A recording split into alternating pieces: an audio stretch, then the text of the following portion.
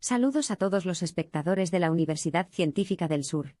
Estamos emocionados por esta entrevista única que tenemos preparada para ustedes. Hoy, tenemos el privilegio de adentrarnos en el intrigante mundo de la psicología educativa de la mano de una profesional de la salud. Durante esta entrevista, exploraremos su vasta experiencia, sus conocimientos sobre el aprendizaje y la enseñanza, así como su visión sobre cómo la psicología educativa puede impactar positivamente en la formación de individuos y en la sociedad en El día general. de hoy nos encontramos con la psicóloga magíster Charo Rocío Yause. Ella es especialista en psicología clínica, tiene su maestría en problemas de aprendizaje, docente a tiempo parcial en la Universidad Científica del Sur y otras universidades. Es especialista en estimulación temprana de las inteligencias múltiples, evaluación y selección del personal, modificación de conductas e intervención y prevención en problemas de aprendizaje. Como primera pregunta tenemos lo que es, ¿cuáles son los obstáculos que enfrenta un psicólogo educativo de una institución educativa pública como privada? Ya, muy bien, chicos, muchas gracias en primer lugar por invitarme, por confiar de pronto que podemos intercambiar alguna información. Y para comentar respecto a las dificultades que enfrentan los psicólogos en una institución pública, tanto pública como privada, nos vamos a dar cuenta que una de las primeras barreras que tenemos es la poca colaboración de parte de los padres. Ustedes de pronto algún día cuando deseen o vayan a trabajar en el área educativa, lo primero que se van a dar cuenta es que prácticamente el padre va a venir cuando usted le pone una condicional de matrícula. Así difíciles son muy pocos los padres que van a una cita con el psicólogo. Van cuando ya no tienen otra opción. Y por lo general no van aperturados a escuchar, sino van aperturados a disculpar. O sea, su postura desde que llegan es disculparse, justificarse, culpar un padre al otro. Entonces, nosotros lo primero que tenemos que hacer es tratar de que ellos entiendan que no los estamos llamando para juzgarlos. Cuando usted hace una sesión, una escuela para padres, los padres van a ir porque les van a poner una multa. Pero mientras ustedes están haciendo la charla, usted se emociona porque los padres le piden tarjeta, le piden cita y usted dice, uy, se queda contento. Entonces gasta todas sus tarjetas y vaya a ver cuántos realmente van. Son muy pocos los padres que realmente asisten, colaboran, por más que se les explique que el psicólogo solo no va a poder trabajar. Entonces, ese es uno de los mayores escollos con los que tiene que lidiar el psicólogo educativo. Por otro lado, tenemos otro detalle u otro obstáculo que es el hecho que muchos docentes, no todos, pero muchos docentes ven al psicólogo o al departamento psicopedagógico como el depósito de los niños con malas conductas. Es más, a ver, basta que el niño se mueva es como un castigo para el niño, de castigo con el psicólogo. Entonces, muchas veces los estudiantes no quieren ir porque asumen que van a ir a recibir una papeleta, van a recibir con una sanción, un castigo en el departamento de psicología, porque la amenaza suele ser, ¿te portas bien o vas al psicólogo? Entonces tenemos como psicólogos, tenemos una labor importante para enseñarles a los estudiantes, ya que no tienen en ocasiones el apoyo de los padres y de toda la entidad educativa como tal, de que nosotros no vamos a castigar, a amenazar, a expulsar ni nada de ello, sino que los vamos a atender cuando ellos lo requieran.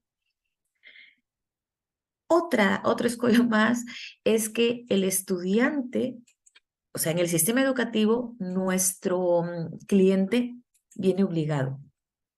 Son pocos los que vienen voluntariamente.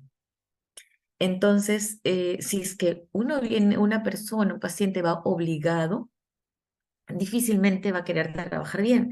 Entonces ahí hay que hacer un buen rapport, una buena empatía, o sea, establecer una buena comunicación para que él se entere, para que sienta que nosotros no le vamos a obligar a decir cosas que él no desea decir, se le explica cuál es nuestra labor y le damos como que carta abierta, al menos de esa forma yo lo abordo, para que él regrese cuando se sienta convencido que realmente necesita nuestro apoyo. De lo contrario, no trabajamos o no haríamos un buen trabajo si lo obligo a que hable, a que diga, porque incluso se sienta y no dice nada. Entonces, eso, lo que les acabo de mencionar son algunos, ¿no? De pronto las dificultades más saltantes que encontramos en el área educativa. Continuando, a lo largo de su desempeño profesional, ¿qué experiencias marcaron su carrera como psicóloga dentro de esta área educativa? Lo que a mí me ha marcado mucho, experiencias con niños pequeños violentados sexualmente por familiares muy cercanos y que no tienen dónde acudir, y cuando se les cita a la madre pensando que de pronto ella va a ser una aliada, ella no quiere involucrarse en muchas ocasiones, o no, es más, lo que ella es justifica al agresor porque es su pareja, porque está dividida de pronto y hay un mecanismo ahí de defensa que no permite que ella se percate de que ese niño está siendo vulnerado. Otro evento u otros eventos que también me han marcado muchísimo es el tema de los padres peleando por la custodia, sin importar realmente lo que siente, lo que piensa el niño. Niños muy pequeñitos en medio de esta disputa, ¿no? De quién se lo quiere llevar, y ni siquiera lo quieren llevar porque lo quieren, sino como una especie de venganza del reto de con quién se queda el niño. Y creo que en algún momento yo les comentaba en el aula a los que han sido mis estudiantes, haber visto un niño en nido 3 muy chiquito, que los dos padres pelearon tanto por la custodia, al final lo ganó la mamá, pero ganó la custodia y se fue a un crucero, claro, a trabajar, a un crucero, y el niño no lo vio por 6 meses y lo dejó con la abuelita, un adulto mayor de 75 años, que la señora no podía atender a un niño de 3 años que está en pleno desarrollo psicomotriz, que tiene muchas necesidades afectivas, escolares, etcétera, y no podía la señora cubrir.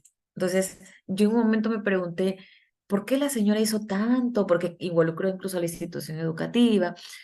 ¿Por qué hizo tanto si ella sabía que se iba a ir el crucero? De pronto este niño se hubiese quedado en mejores condiciones con el papá. Entonces, hay conflictos de este tipo que son netamente, digamos, familiares, pero que alcanzan a la escuela, involucran de alguna forma, porque el escolar de alguna forma digamos que su ambiente natural viene a ser pues todo el entorno educativo, ¿no? Y eso definitivamente pues va a afectar su desempeño. Bueno, en el caso de este niño era pequeñito, tenía 3 años, pero empezó, no podemos decir de pronto que le afectó el área académica, de pronto las matemáticas, ni ello, pero sí afectó el desarrollo interpersonal con sus demás compañeritos. Continuando desde su perspectiva como docente universitaria, ¿cuáles considera que son las estrategias más efectivas, ¿no? Que un docente educativo logre un impacto positivo y un rendimiento adecuadamente en sus estudiantes? A ver, en primer lugar, yo creo que pasa incluso hasta por la personalidad de cada uno de los docentes. Ese es uno. Dos, yo creo que los estudiantes aprenden mucho más, no, o sea, no solamente cuando tú les hablas, sino incluso involucrándose, haciendo, viendo que son parte de lo que nosotros les estamos mencionando.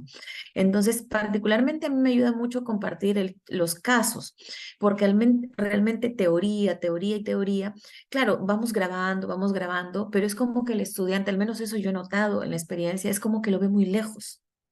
Entonces, ¿cuándo irá a pasar? Serán cosas raras, ¿no? Quizá algún día lo encuentre, pero cuando nosotros los involucramos, esto reviste un mejor aprendizaje, una experiencia, e incluso la parte emocional mejora. Un ejemplo así de pronto bien práctico que les puedo dar. Yo tenía el año pasado, o el ciclo pasado, el curso de psicología de la sexualidad. Y yo veía, desde que llegamos era como que los estudiantes ya universitarios, era como que, ay, yo ya lo sé todo. Y empezábamos a hablar de los temas y ellos lo veían como mucho más técnico hasta que planteamos la idea de la feria de sexualidad.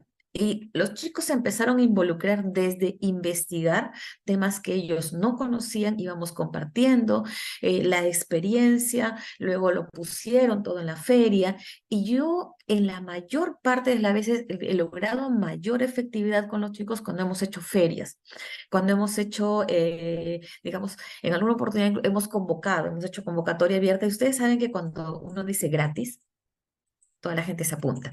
Entonces, como no teníamos a quién evaluar, pusimos un afiche, un letrero y dijimos evaluación del desarrollo gratis. Tuvimos cola de personas, claro, lo pusimos con anticipación.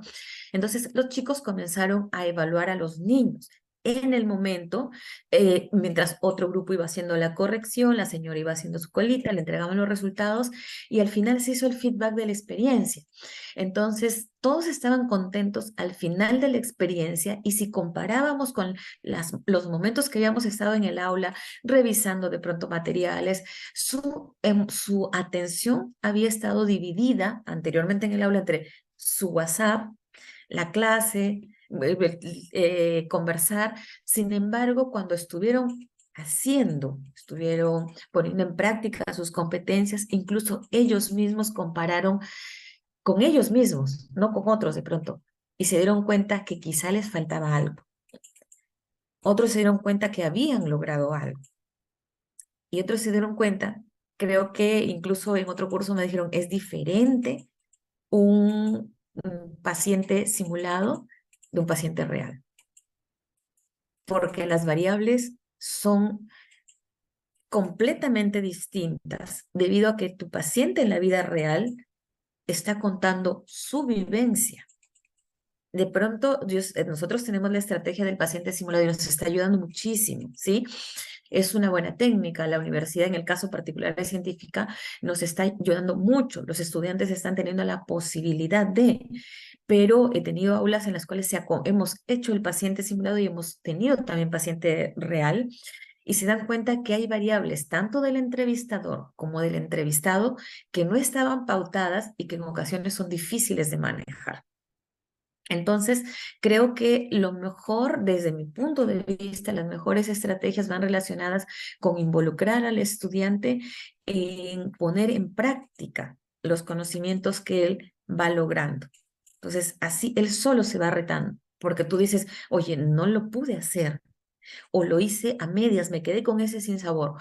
Voy a mejorar mi técnica para yo volver a hacerlo. ¿Sí? Porque a veces cuando nosotros solamente teorizamos, nosotros en ocasiones asumimos que ya lo sabemos. Pero la pregunta es, ¿cómo esa teoría la vas a poner en la práctica? Sobre todo los que nos dedicamos a la psicología, ¿no?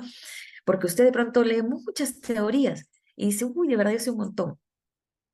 Pero cuando tiene al paciente enfrente, ¿cómo va a traducir esa teoría en la vida real? Eso de pronto es lo que en nuestra carrera en particular, yo creo que eso nos ayuda bastante, poder tener a una persona frente a nosotros.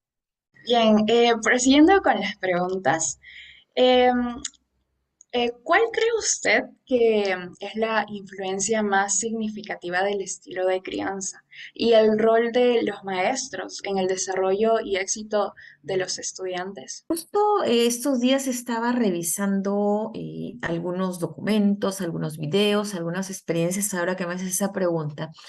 Y a veces, bueno, la clásica, nosotros sabemos que los padres no venimos con un manual y cada uno tiene su estilo de crianza y a veces repetimos sin darnos cuenta los estilos de crianza que nos dieron a nosotros, ¿no?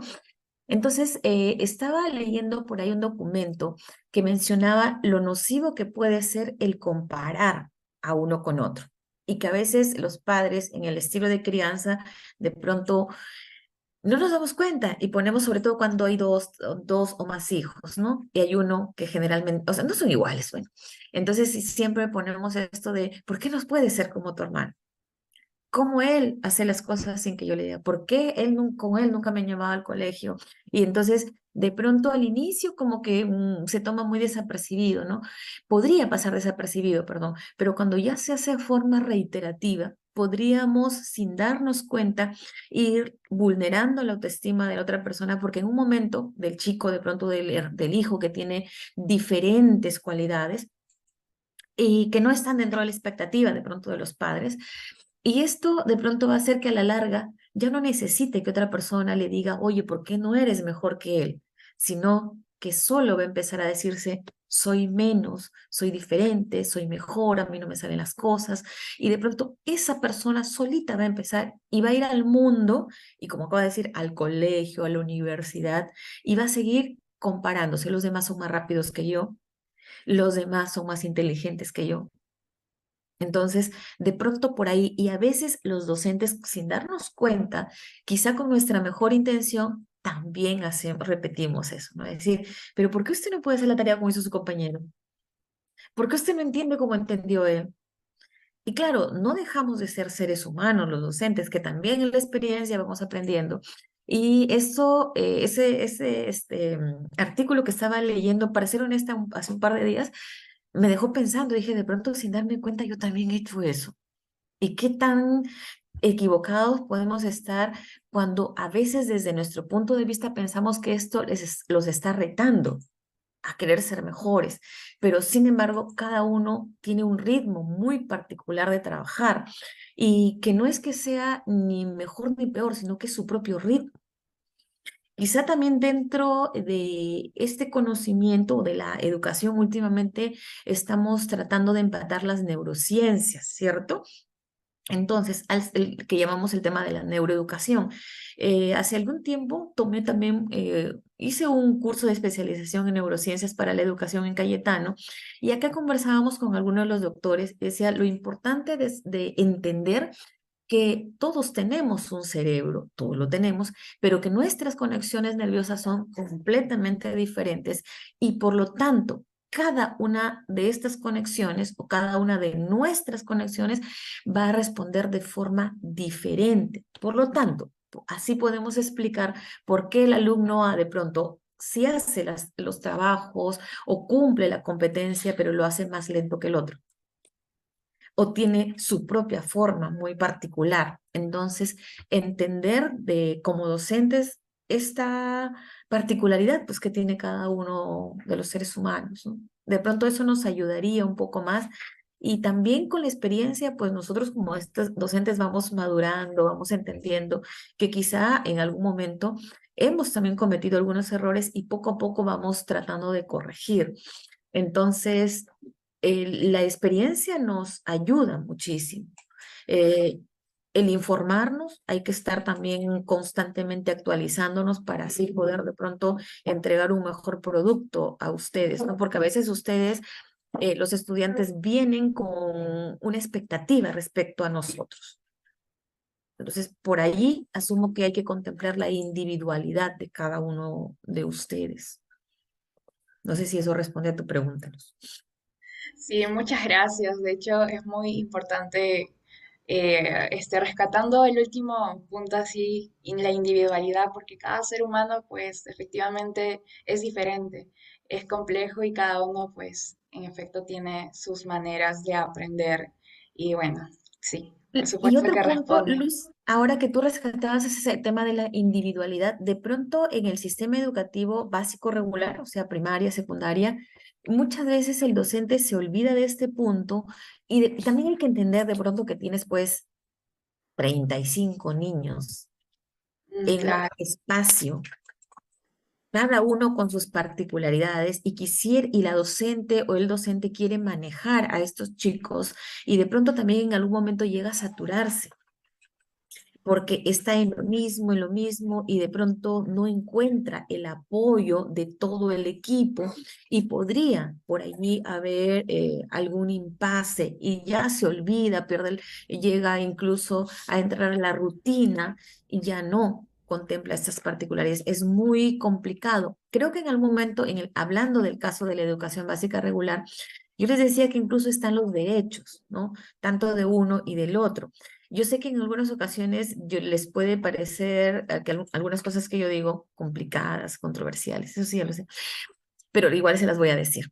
Entonces, cuando estamos en la educación básica regular, tenemos por ahí un pequeño no, gran impasse. Miren, estamos con la inclusión educativa, ¿no? Y esos niños tienen tanto derecho como el que está en la normalidad de recibir una educación, y en eso estamos de acuerdo todos.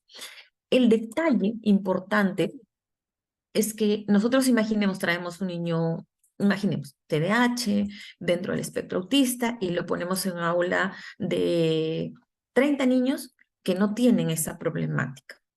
Al inicio se les hace, los docentes dicen, este niño tiene tales características, hay que colaborar con el amiguito, y sí se hace realmente, al menos en varios de los colegios que yo he visto. Pero los padres, una vez más, no colaboran en la educación y muchas veces solamente justifican. Entonces, imaginemos, la profesora le dice, el niño hace mucho desorden, hay que llevarlo a la psicóloga para que ella le dé pautas de crianza. Y dice, no, es que tiene TDAH. Y que el niño rompió, no, pero es que tiene TDAH. Entonces la mamá solamente justifica y no entrena. Claro, con la ayuda, no lo lleva, pues no cumple con el trabajo de llevar al psicólogo. Entonces, en algún momento, no solo los niños los normales, digamos así, se comienzan a aburrir pues de ellos. Porque de pronto, en aras de la inclusión educativa, tienes a un niño que le rompieron la lonchera, al otro que lo lastimaron, al otro que lo mordieron, se le comieron la lonchera, etcétera. Comienzas tantas cosas que ya los, entre comillas, normales empiezan a ser víctimas de estos dos niños a quienes se les justifica todas las conductas en aras de que son niños con necesidades educativas especiales. Y los niños con las madres o los padres dicen, es que tienen derechos. Y la pregunta que yo les hago es, ¿dónde están los derechos de los otros 30? Profesora. Y también, bueno, en referencia a lo anterior que mencionó, ¿no? Puede ser también que los grupos sociales o los grupos que hagan, los estudiantes formen en el aula, puedan también tener influencia, y más que nada, ¿no? El líder del equipo, respecto quizás a la visibilización de las habilidades o talentos de los otros estudiantes. Y pues esto también dificulta el hecho de que haya un buen proceso del aprendizaje y de sus habilidades, más que nada, ¿no? Y Sí. lo cual también se ha visto quizás más truncado por el hecho de que ahora, con la tecnología que llegó por el caso de la pandemia, las clases virtuales, pues han habido un cambio respecto a ello. ¿Cómo ve usted esta alteración que ha habido, ¿no? En el proceso de enseñanza y aprendizaje con la incorporación de las tecnologías? Anthony, te cuento que allí yo tengo, no está comprobado científicamente, ojo, pero es la observación, ¿sí? Lo que yo he visto en las experiencias que yo he tenido en los últimos meses. Si ustedes se han percatado, en el último año post pandemia, se han incrementado estadísticamente los diagnósticos de TDAH, de espectro autista y todo. Y yo me preguntaba, ¿qué tan cierto es que eso se incrementó? Entonces, yo estaba haciendo digamos, algunas relaciones.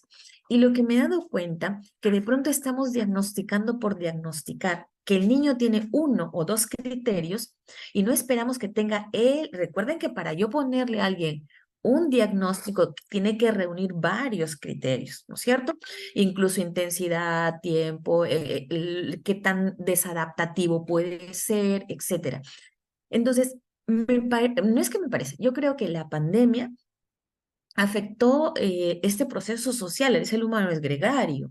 Entonces, como no ha podido aprender en comunidad, sí se ha afectado mucho esa esfera.